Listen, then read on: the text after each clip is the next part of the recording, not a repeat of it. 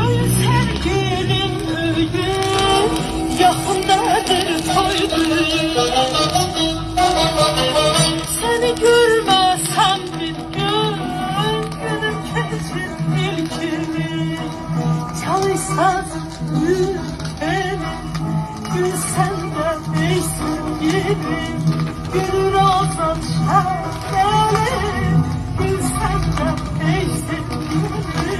Dolu derdi hicranı düşen gülüm her yanı.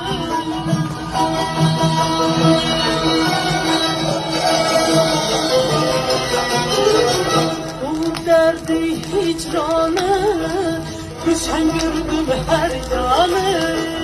Dünyada kuş bakanı seven bir çölür kimi. Dünyada kuş bakanı seven bir çölür kimi.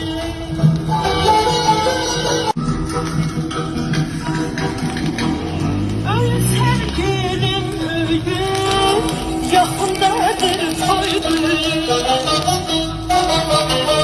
Seni görmezsem bir gün günüm keçir ilkini.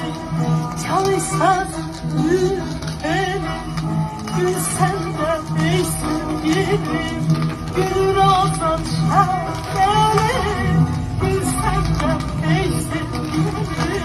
Dolu derdi hicranı düşen gülüm her yanı.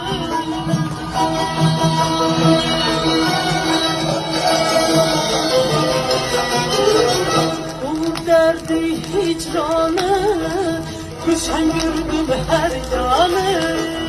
Dünyada kuş bakanı seven bir çölür kimi. Dünyada kuş bakanı seven bir çölür kimi.